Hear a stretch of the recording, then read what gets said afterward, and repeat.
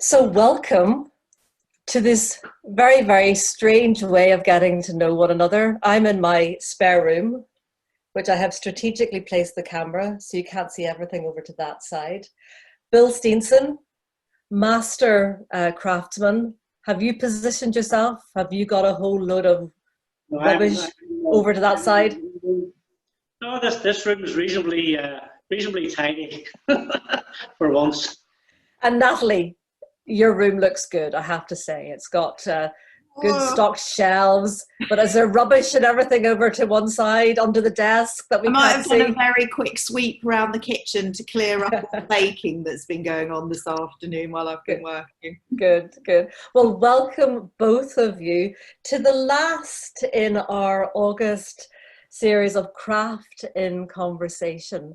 And I'm delighted to have Bill Steenson, who is co-founder of the Steensons Jewellers, with his wife Christine. We saw a fantastic photograph of you there with Christine, Bill. Well, back in the day, rocking the hipster look.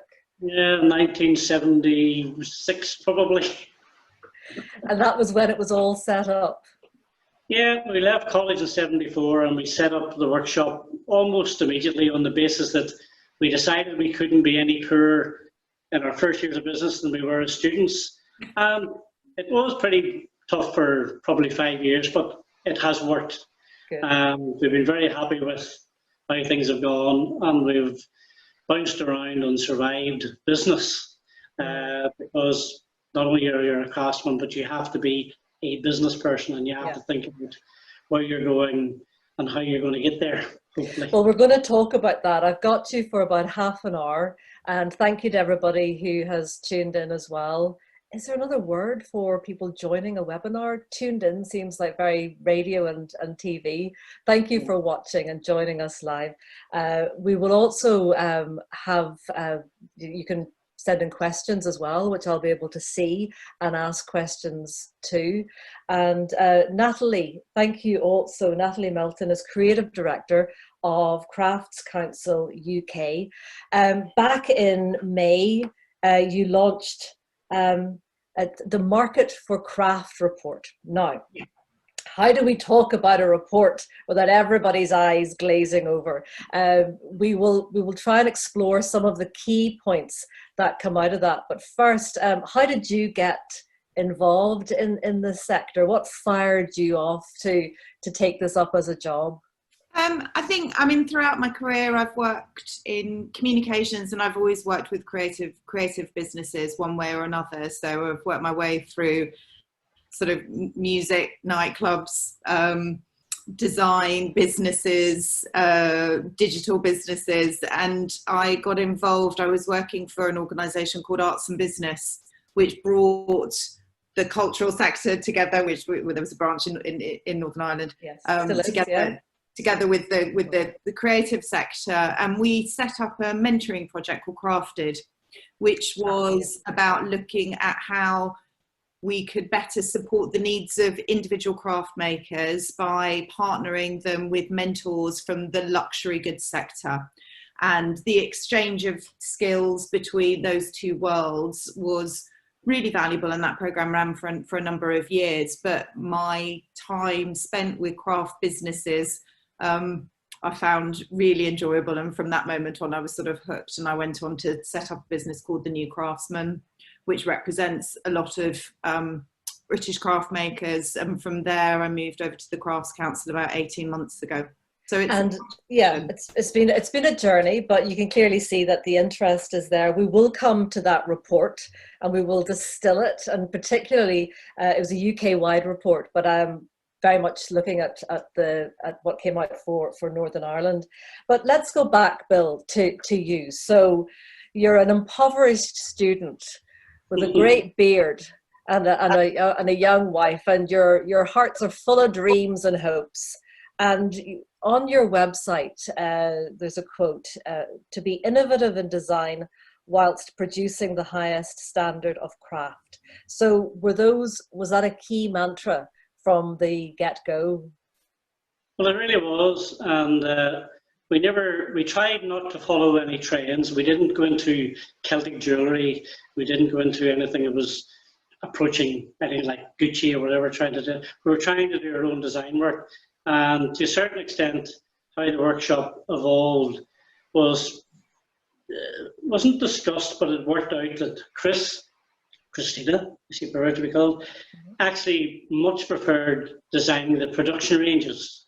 So she would design a range of, a few pairs of earrings, a few brooches, a few pendants, and then put those into production, and we'd work out how to make them and what process we were using. Whereas I tended to look after the sort of the one-off commissions, from engagement rings and wedding rings right through eventually to doing church silverware and tabernacles and processional stuff like that. And then as we took on more staff, then basically we divided the work up between the staff as to who was doing what. And everybody did a bit of everything. Yeah. But yes, probably the first 5 years were really quite difficult, and we made very little money. But we were lucky at one point to move bank, and our bank manager basically sat us down and says, "You're what I call busy fools. If you have so much work and yet you're not making enough money, you're simply not charging enough." Okay. And that's when we put a percentage change in all the production work, and we put up our commission work quite dramatically, and nobody noticed. And the work never slowed down. And it's one of the most difficult things within the crafts world. You try to be realistic with your pricing, but you have to take account for literally what is the price of silver today. Like in this recession, in the COVID recession, silver has doubled in price. Gold has set another world record high, and it's very difficult to cope with. Yeah. Previously, since the banking crisis, we were much more conscious of when we got to the end of the financial year, get to the end of our financial year, October, November time, we're hitting Christmas, we would then forward purchase metals for the following year, and we would stock up on our diamonds and our rubies and stuff when the going was good, and try to basically build a stockpile. Yeah. And that got us through the crisis. In the early days, we weren't doing that. We didn't have the wherewithal, we didn't have the cash. We basically survived day by day. But isn't that interesting, Natalie? So there you've got somebody who has a long career, and it's interesting to hear somebody who is essentially a craftsperson, an artist, a designer, talking about these major crises that have hit, the banking crisis, now the COVID crisis, and having to be so aware of the price of things. And we as the purchaser, we don't think about that. We don't think about the materials. So is that something that is always going to be a stumbling block for people trying to price their work competitively? I think Bill's original point about the bank manager sitting them down and just talking about the pricing and the lack of profitability in the business is, I just wish, that's such a fundamental lesson that so many makers need to learn earlier on in their business. It's incredibly difficult when you are doing something with real passion. Most craft makers go into business because they love what they do, and the business skills come after the passion, and sometimes the desire to kind of get your work out into the world, to sell it. Craftspeople can often be their own worst enemies in terms of how they're pricing what they're doing, because they're so passionate about it. And so, and the difficulty is that in the world that we live in currently, access to business support for micro enterprises isn't consistent, and it is hard to find the right advice where people really understand the business that you're in and can give you good, useful, practical advice. And so having somebody who's been through it and can share their experience is always incredibly valuable.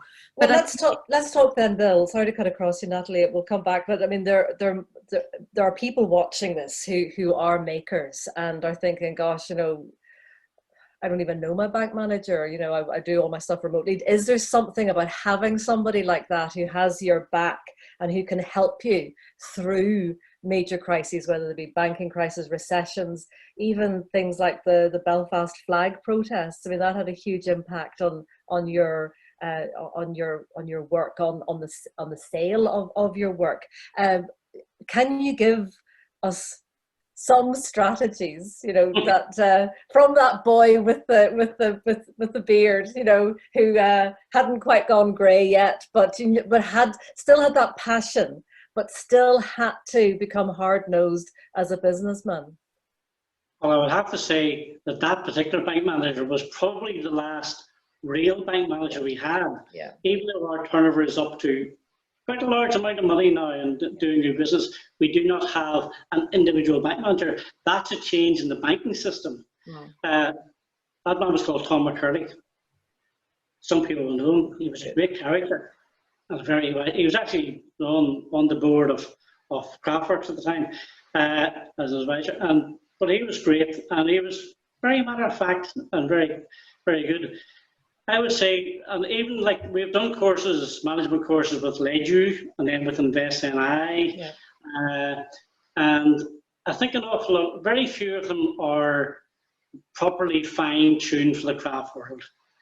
But I think if you want to go back to being an actual maker, I think the first thing, so many makers are one-man bands or two people as we started off. Yeah.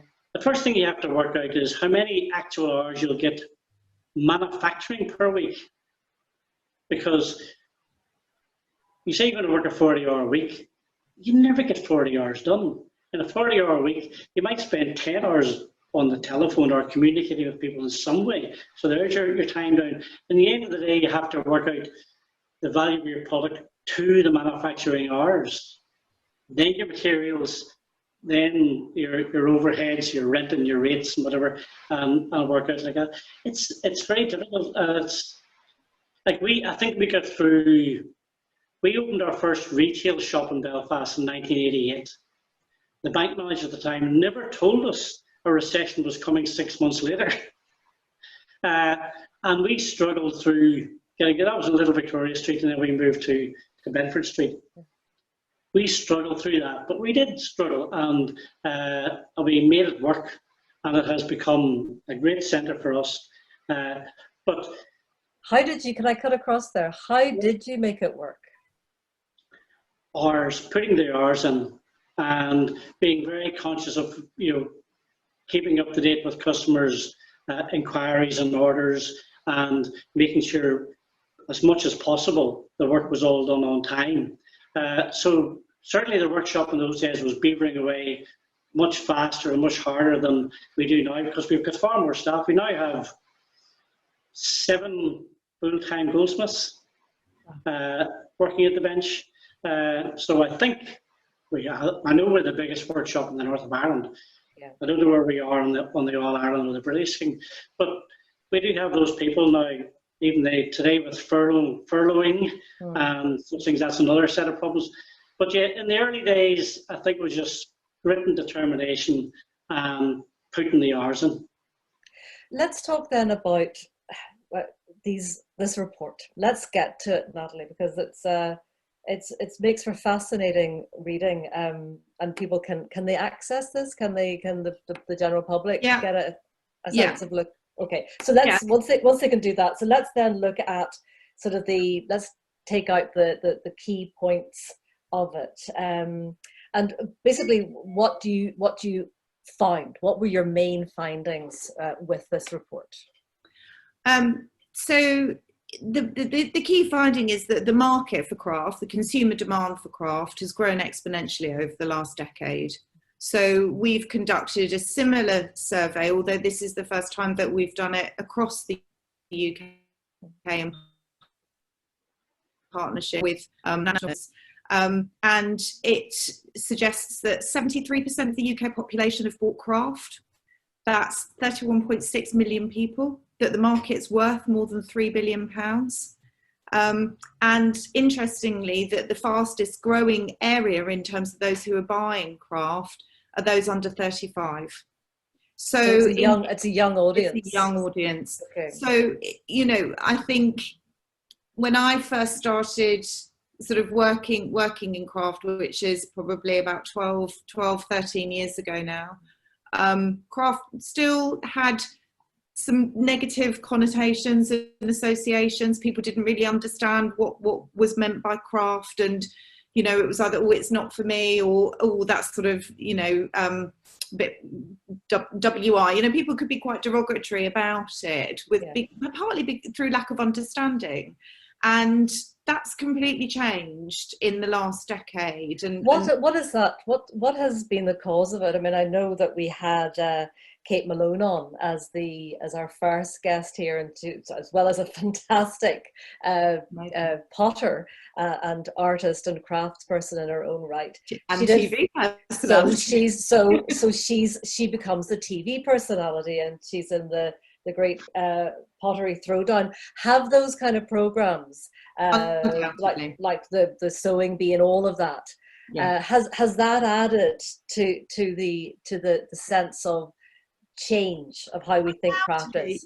Yeah, absolutely, because it gives people I think ironically, you know, digital media is both a friend and a foe to craft. It has been such a powerful medium in terms of helping makers expose their practice and share what they do. And you know, in a world where we are increasingly digital, people are incredibly drawn towards the handmade, but most of the time that's being able to see it through a screen-based medium in the first instance. And so there's this sort of I suppose a reaction against a kind of digitized world. I think a realization that we were increasingly surrounding ourselves with objects that we didn't understand how they worked, how they were made. You can't take apart an iPhone. You can't fix it if it goes wrong. It's a kind of completely closed unit. So people are sort of reaching for things that give them the opportunity to figure things out. And then alongside that, if you look at how important the sustainability agenda has become, and how important it is becoming for people to understand provenance, where things are made, how they're made, are they being made where people are being paid fairly for their work. And of course, craft, you know, there's a very short supply chain. It's very transparent. We're talking about a lot of locally made objects. So, you know, you can go and see a workshop. You can talk to the person who made it. You understand, you get a sense of their own kind of humanity and values. And that's been a key part of, Bill, the strength of Steenson. So I go into the shop on Bedford Street and I look around, and I will say I'm a huge fan of the work, and I've bought a ring at the moment, and I feel that you go in and, you know, it's a very high-end looking store and everything's there, but I love the fact that they say, you know, you can also go up to the Glenarm workshop, you can go and view, and that sense of provenance that Natalie talks about, has that, I mean, that was probably part of what you and your wife wanted to do anyway. It wasn't a marketing ploy. So have you seen that we as a society have changed and come into step with craftspeople over the last, you know, 25 years or so?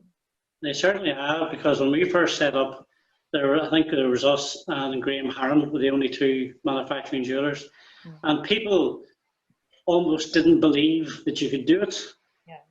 Sort of somehow it just appeared by magic, and when you sat there, and we've always designed our workshops that you could see the people doing the work, so they could look over the counter and see us with the bench filing and banging and thumping and soldering, and that's always been part of it. And certainly the public has certainly developed a much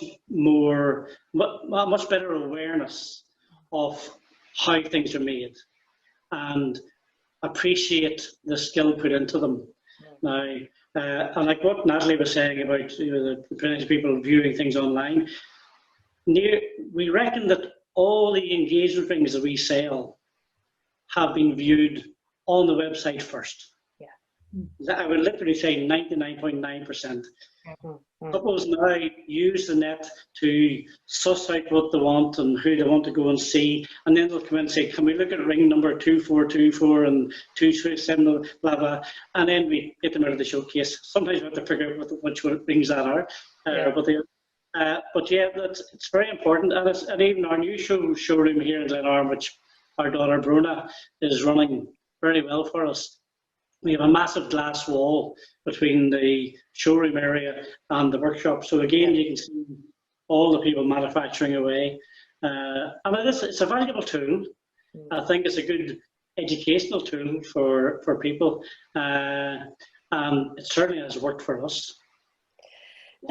Natalie, let's talk a little bit more about this report. And can we drill down a little bit into Northern Ireland? Were you able to see what, or is it, shall we keep it wider, and are the same findings that are happening to a potter in Dorset, will they apply to Northern Ireland? So obviously this has come out in May, and we have all been groping, for want of a better word, our way blindly through COVID. There's been an awful lot of sourdough made and banana bread, and in a way, homemade making with our hands has happened to all of us. You know, that's been an absolute revelation that has come out of COVID. What do you feel the benefits of that have been? Have we now got, has my 12-year-old daughter now got a better appreciation of the art of making something because of this? How much tie-dyeing's gone on in your house? Yeah, I mean, I have to say, I'm glad to see the back of the banana bread. But I mean, it's been all about taking your mind off this enormous thing that none of us can process, none of us can control, and doing something. And in that has been a huge mental health awareness as well. So I wonder, can we talk a little bit about that from your own background and knowledge of the craft sector? Will that be a positive to take from this awfulness? Yeah, I think so. I mean, I'm a natural optimist, but I would say that the massive rise in people having a go at doing things themselves can only be a positive thing for craft as a whole. There's a very clear correlation between people who try to do craft as amateurs are much more likely to buy fine craft. They're much more likely to buy craft made by professional makers, because the minute you start to do something, you realize how damn hard it is. So the appreciation of the value is what the hurdle is sort of overcome.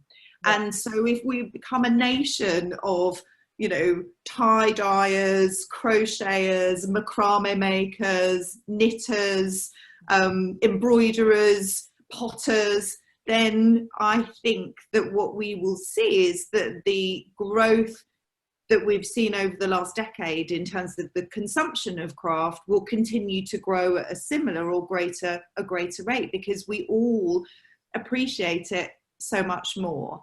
And we are recognizing increasingly what the sort of mental health benefits are, the mindfulness. And as you say, it's been a very challenging time for so many of us emotionally over the last six months, that need to do something to kind of decompress, to de-stress. I think, as we all commented on how it sort of feels like we're sliding back into autumn over the last week. I think that desire will continue. Bill, I'm sure that you look back and there must be standout moments for you when you realize that things were taking off as a business. Can you remember the first big commission or your first international commission, and how these came about? I think maybe the larger commissions that I take pride in, more than monetary value, would be some of the work we have done for churches. We have done church silverware. I was asked to make a chalice for Archbishop Daly when he was being enthroned, or whatever the term is. And that was a fantastic honour to be asked. It was a lovely thing to make. And I enjoyed the church silverware, which we don't do now, and the workshop's not doing, because I was really the only person who had the hands-on skills to do it. We never train anybody up. But yeah, that, I think, would be probably the most important. The only thing about that particular piece of work was that when, like, I was christened William, I've always been known as Bill, but when I was being processed down the aisle for presentation, the BBC, or whoever wrote the script, changed my name to Liam. Okay. So forever you will be known as Liam Steenson. Within the establishment of these circles. Yeah, there's lots of, I think it's more a case that I would say that it's not the big commissions, it's the joy in customers' eyes when you show them a piece and they're just delighted. Yeah. And sometimes, especially in the sort of the one-off pieces we make for people, you can do them a drawing and you give them, and even today's with CAD-CAM, we can almost show them a photograph or an image that looks like a photograph of it before we make it. Yeah. But they still, when they see the final piece, and just the joy in the customer's eyes is the most enjoyable bit. Yeah. That's the one. And still, you still get that still means something to you. Oh, definitely. And to go back to what Natalie was saying about the conversations about other, about the development of craft within the population. Yeah. I think the Repair Shed is a fantastic program in terms of showing people bringing in things to the Repair Shed to be fixed and repaired and restored. Yeah. And all the different crafts people have in there. I think it's a fantastic educational tool to show people. And I think it's a slightly different tangent to a straightforward maker. Yes. But it's all the same skills. Yes. Yeah. It's part of the same family. Yeah. Sure. Yeah. We've chatted about the process of creating something, and Steensons is a huge success story for people watching now or watching this later, because it's going to be up on the craftni.org website for a month now, so there'll be people coming to look at it over the next month. Natalie, support. I mean, at the end of the day, if you're sitting and you're trying to get your craft out there, yes, you've got the internet. Yes, you can build up a portfolio of clients, but how do you do that? I mean, is there any help? I mean, is it post-COVID? Is there sector-specific targeted support? We were talking about maybe the Eat Out to Help Out scheme. Is there anything like that could possibly come along that would actually be focused specifically at crafts people and at the craft sector that would help? Well, we are heading into a comprehensive spending review, and I think some of the conversation, some of the measures that will come out of that, obviously we've been lobbying quite hard for a variety of different things. One of the, just to give you a couple of examples, we've been pushing for a reduction or the removal of VAT on market stands and fair stands, so that you're immediately sort of lowering the cost of participation in events as we start to rebuild and get used to being back in a kind of real world, physical world, as opposed to a virtual world. So we'll wait to see whether anything comes of that. But I think that's a fairly easy measure to make, and obviously that's one of the other things that they did for the restaurant sector straight away, is reduce the VAT rate. I think we have been we are trying with our partners across the UK to develop a more coordinated export strategy for craft, and I think craftspeople are good at exporting on an individual basis. Over half of the makers that we serve surveyed in the report, doing work overseas. And for the first time, we did a kind of parallel survey of consumers in the US, and the US market. There's a huge kind of untapped potential for British craft makers. Yeah.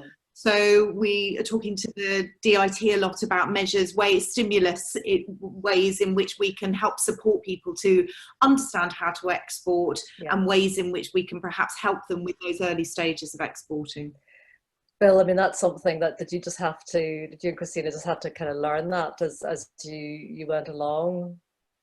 Well, yes, but we made a decision when we opened the Belfast shop. We made a conscious decision to actually stop exporting and stop wholesaling.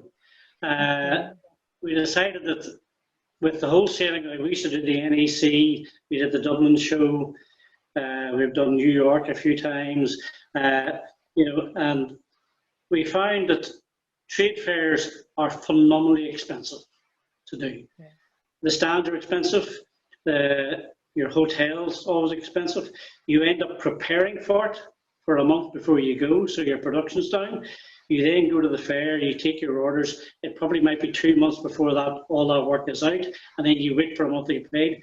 The time scale between the start and finish is phenomenal. So we decided that we were going to concentrate on the retail side, trying to sell as much of our work as we could ourselves. And our turnover went down, but our profit went way up. Obviously it's been a system that has worked well for us. And we have our 2 retailing centres. We have the Belfast shop and we have the workshop here in Glenarm, which last summer, when we had tourists, was matching sales with the Belfast shop. You've also had the Game of Thrones fairy dust on you guys as well, which was a very, very natural fit.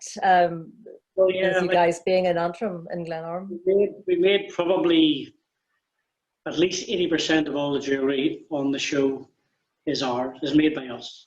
So from belts to big necklaces to crowns, I made Joffrey's crown before we even knew what the programs were. And did you watch it? Did you watch it? I did watch it. I haven't seen the last series. We wait till it comes out cheap on DVD and then I keep it. Because I want to keep a copy because our work is on it. But yes, it has been fantastic in terms of we got paid well for the work we did for the show. We then got a license from HBO to make our own Game of Thrones range, which is selling phenomenally well. And we also had people coming by not the bus load, but the minibus load and by the taxi load into the workshop in Glenarm and had the photograph taken with a crown and they buy bits of jewellery. It's been fantastic. It was really quite incredible how that just switched off at the start of COVID and has not yet started at all, That's a big thing, isn't it? About we're sitting here, we're talking digitally, and we're talking also. I mean, you can give advice about selling online, but there is something, isn't there, about being able to go in and handle the product, Natalie, and also hear the story. Talk to somebody like Bill, or talk to somebody like Kate Malone, and hear and feel their passion. What can be done? I'm sure we're all feeling our way through this.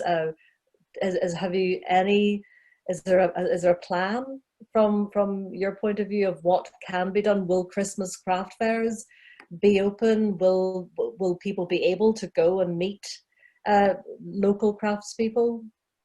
I very much hope so, and we're planning on a couple of key events to try and stimulate that market and encourage people back in. So we were due to open our own gallery space the week of lockdown. So that is yet to open, but that's a beautiful gallery space, Grade 2 listed Methodist chapel. Completely refurbished, and the opening show was planned to be a sort of overview of the Crafts Council collection. Now we will run that show next year, but actually the opening show now will be a kind of an open call for the graduates of 2020 to showcase their work, and that will be a selling show. So it will be an opportunity for some of the craft graduates across the country who didn't have a chance to show their work physically, didn't get the chance to meet buyers, collectors, gallerists face to face.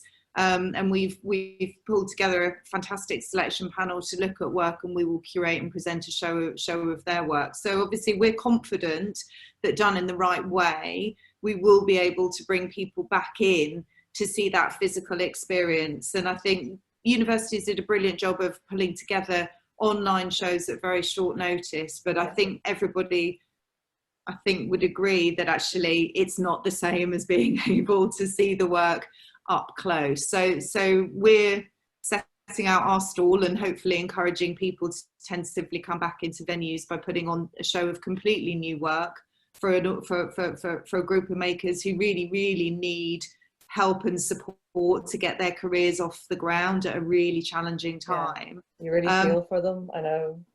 Yeah. Bill, what about from your point of view? Do you feel that sort of targeted support, similar to the Eat Out to Help Out scheme, would benefit the craft makers? I think certainly. I think we just might encourage people to to come in and have a look around.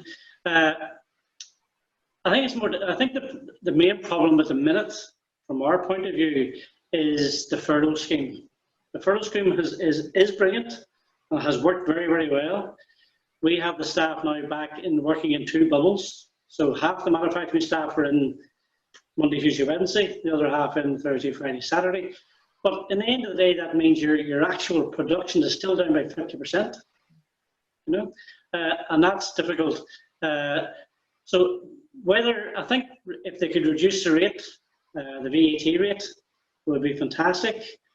Then the Arts Council do have a scheme where you can basically not subsidise, but you can basically HP works of art, which jewellery and I think some of the other crafts people are involved in, and we certainly are, which is good.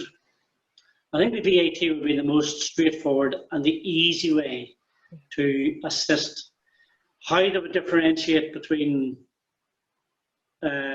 the ordinary retail trade, which I think the government would probably see us as, and the crafts thing, I don't know. I don't know how they would do that. That would be a very difficult one to call. And what about you from your point of view of the likes of Christmas fairs or things like that? Do you, Bill, see, I mean, the world is emerging, but tentatively. What are your thoughts on that? We tend to go to Christmas fairs rather than partake in them because as buyers. Now, I think like the last one we were at up in Derry last year, it was so packed. You just can't see how anybody will allow that number of people into the physical building anymore. So I think then when you water down the crowd, and the crowd is part of the atmosphere and part of yeah.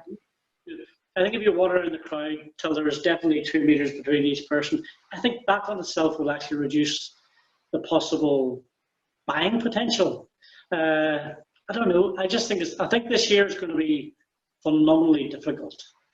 If the furlough scheme finishes as the government says it's going to do, I think an awful lot of manufacturers, even like us who are reasonably busy, could be looking at redundancies and trying to figure out how to cut your cloth, because I don't know where it's going to go, and that the government doesn't know where it's going to go.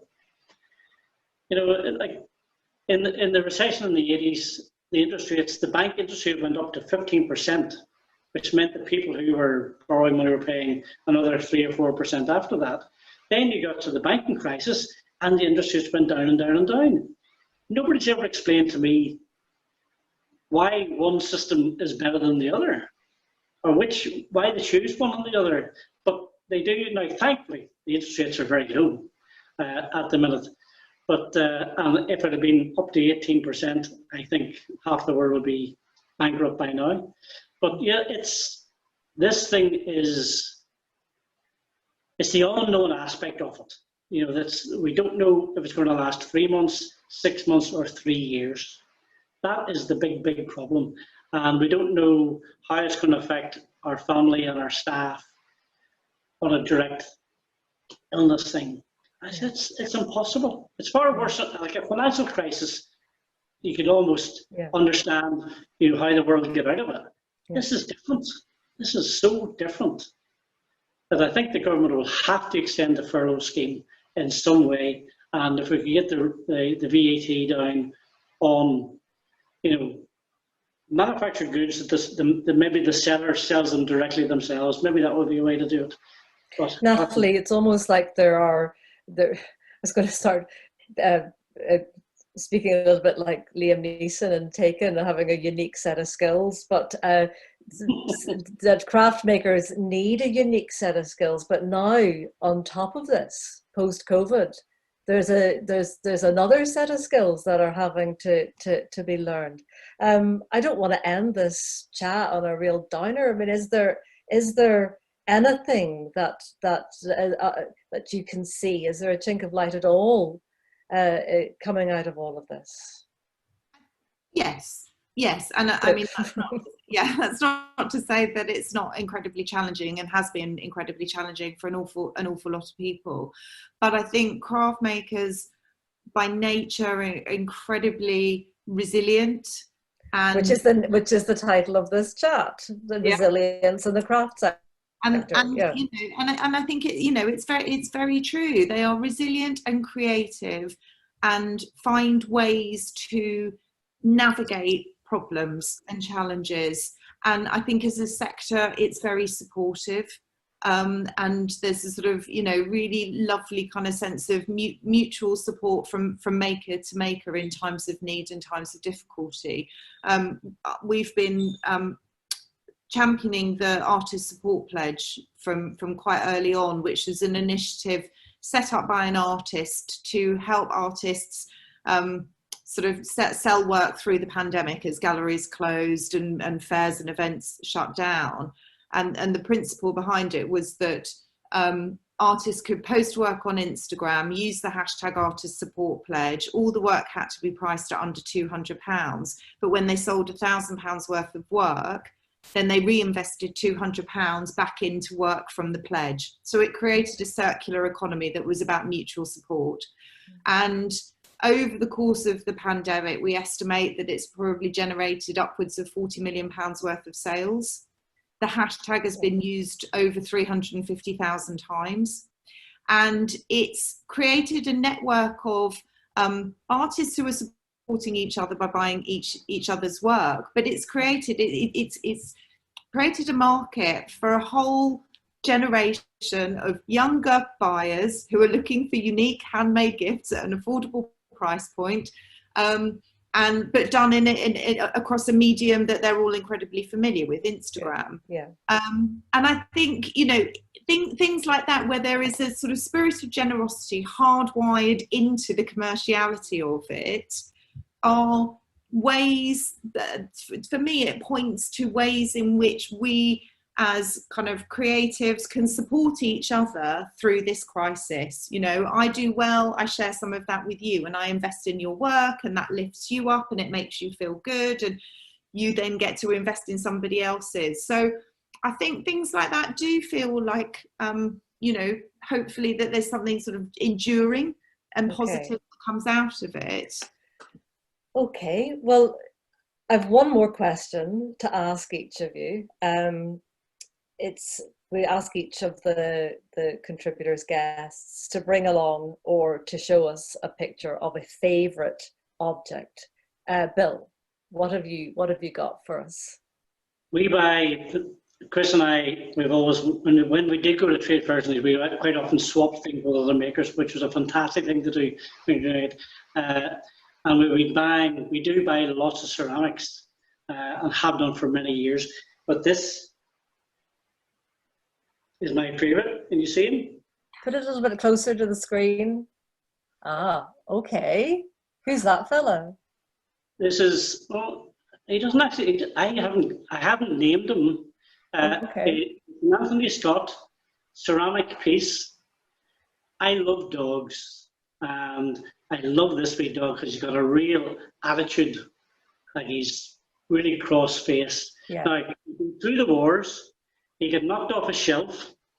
He's got 2 broken legs. Matter of fact, I think he's 4 broken legs and an ear, which I have very carefully put back together again. But I love him. He's a great wee character. And there's a few, I'm not sure if you can see it, there's another dog behind me up on the shelf. Yes. Okay. Well, maybe we should call him Liam after the BBC's gaffe of calling you the wrong neighbour. Would that just annoy you further? Good. He's missing a tooth, but I haven't quite got it yet. But it's the story, and this is what always, you know, we love about, you know, you remember where you were, you remember who was with you, the story of how this object came into your possession. This one, Chris bought this for me, and I do love him. He's a great wee animal, and he's very well behaved. Good. And Natalie, follow that. Okay. So I also have ceramics. So this is a pot by a young maker called Lydia Hardwick. This is one of the pieces that I bought through the Artist Support Pledge. So I've been buying quite a lot during the pandemic, and I suppose I had COVID right at the beginning, so back in March. So the first few weeks I was laid out in bed, and it was just as the Artist Support Pledge was starting, and it was pretty much the only thing that I could focus on was just looking at all of this incredible work that was sort of appearing on Instagram and watching the whole thing sort of grow. So once I was well enough to actually be up and about and start doing some shopping, then that's what I did. So it will have the many pieces that I have bought, of which this is one, will hold a very kind of particular memory. Yeah. The pandemic pot. Folks, thank you so much. It has been an absolute pleasure. We've actually gone a little bit longer than I had anticipated, but it has been a pleasure talking to you both, to Bill Steenson and to Natalie Melton. Thank you also to our previous guests. I chatted also to Glenn Adamson and to Kate Malone. It has been a very unusual year, particularly for the craft here in Northern Ireland, because August would be the time that everybody gets out, goes to workshops, goes to see people, swaps the stories and buys. But we will keep the recording up of this chat, and it'll be up for about a month, so do please share and let people know. It'll be on the craftni.org website. But for the moment, thank you very much, and thank you to everybody who has joined us live as well. We'll see you again. Thank you. Thank you. Thank you. Bye.